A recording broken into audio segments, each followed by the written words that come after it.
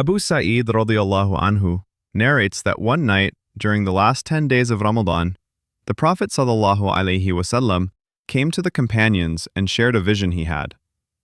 In his dream, he was performing sujood in water and mud, indicating a rainy night, a sign of Laylatul Qadr.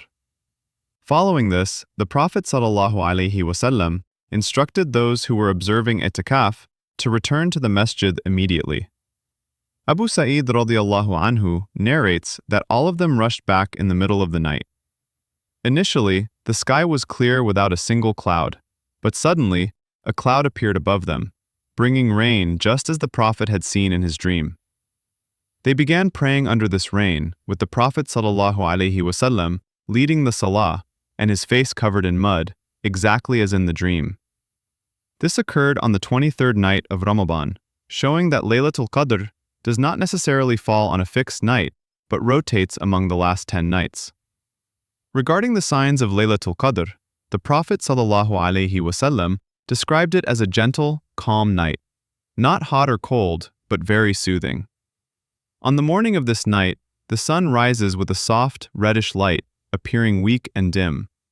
Scholars explain that this could be due to two possibilities. Either it is a unique sign from Allah for that particular year, or the immense number of angels descending on Laylatul Qadr diminishes the sun's brightness.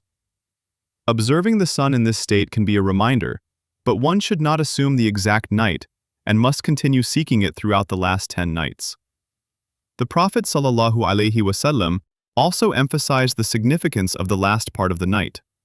There is a special hour in this last third of the night in which, if Allah grants you the ability to pray and ask sincerely, He will answer any request concerning this world or the hereafter.